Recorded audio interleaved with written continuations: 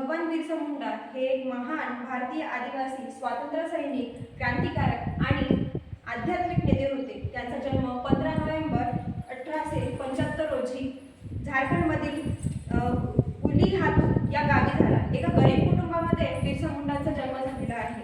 तसेच ब्रिटिशांच्या शोषणाविरुद्ध आणि त्यांच्या धोरणाविरुद्ध आदिवासींना एकत्रित करून त्यांनी लढा उभारला होता. आधीच्या युगामध्ये फार त्यांची बिकट परिस्थिती होती, तरीही त्यांनी त्या बिकट परिस्थितीमध्ये शिक्षण पूर्ण केलं. शिक्षण पूर्ण करून ते त्यांच्या शेजाऱ्या नातेवाईकाकडे राहून त्यांनी शिक्षण पूर्ण केलं. पण ते शिक्षण घेत असताना त्यांना असं जाणवलं की आदिवासी समाजामध्ये कुठेतरी एक जागृतीची जरूरत आहे, एक जनजागृतीची गरज आहे.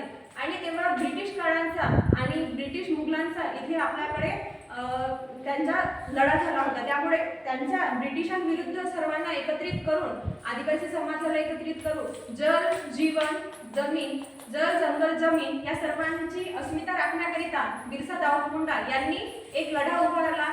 सर्व समाजाला एकत्रित केलं आणि त्यांच्या पाठिंब्याने हा सगळा लढा आजपर्यंत क्रांतिकारी म्हणून कोटी कोटी लोक बिरसा मुंडा यांना ओळखतात. का बरं? त्यांच्या लढावया, त्यांच्या क्रांतिकारक वृत्तीमुळे.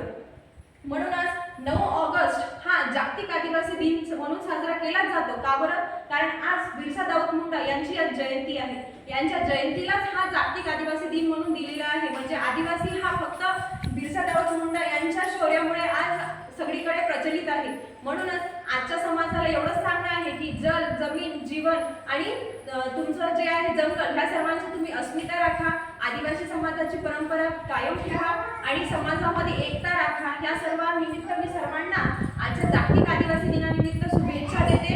आणि आज शासकीय औद्योगिक प्रशिक्षण संस्था मारेगाव येथे आम्ही बिरसा दाऊद मुंडा यांची जयंती साजरी